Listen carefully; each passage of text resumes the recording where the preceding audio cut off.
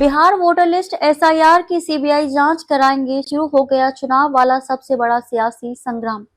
कांग्रेस के राष्ट्रीय प्रवक्ता अभय दुबे ने चुनाव आयोग द्वारा बिहार में मतदाता सूची के विशेष गहन परीक्षण की जांच कराने का वादा किया है। उन्होंने कहा कि चुनाव आयोग की एसआईआर की प्रक्रिया शुरू से ही संदिग्ध रही है। भविष्य में जब भी सरकार बदलेगी तब इसकी सीबीआई जांच होगी और वोट चोरी का ये षड्यंत्र बेनकाब होगा। हम सरकार में आए तो एसआईआर की सीबीआई जांच कराएंगे कांग्रेस। उन्होंने कहा कि बिहार की अंतिम मतदाता सूची मंगलवार को प्रकाशित हुई, जिसमें कुल 7 करोड़ 42 लाख मतदाता दर्ज किए गए हैं। ये संख्या इस वर्ष 24 जून को दर्ज 7 करोड़ 89 लाख मतदाताओं की तुलना में लगभग 6% कम है।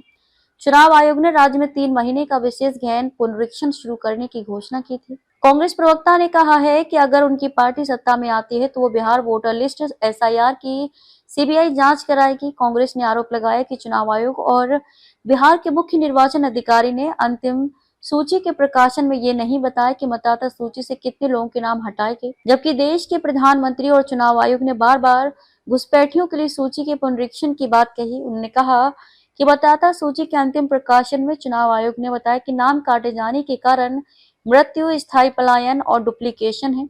इससे चुनाव आयोग की उस दलील पर भी सवाल खड़े हो गए हैं जिसमें उसने इस पुनरीक्षण को नागरिकता सत्यापन अभियान के रूप में भी पेश किया था। कांग्रेस नेता ने आगे कहा कि सुप्रीम कोर्ट में चुनाव आयोग ने तर्क दिया था कि वे नागरिकता का सबूत मांगने के अधिकार क्षेत्र में है और मतदाता पर ही इसका भार डालना उचित है, लेकिन अंतिम नतीजों से ये स्पष्ट हुआ कि गैर नागरिकों या विदेशियों की संख्या 0 है, जिससे ये सवाल उठता है कि एसआईआर की कसौटी इतनी कठिन क्यों बनाई गई।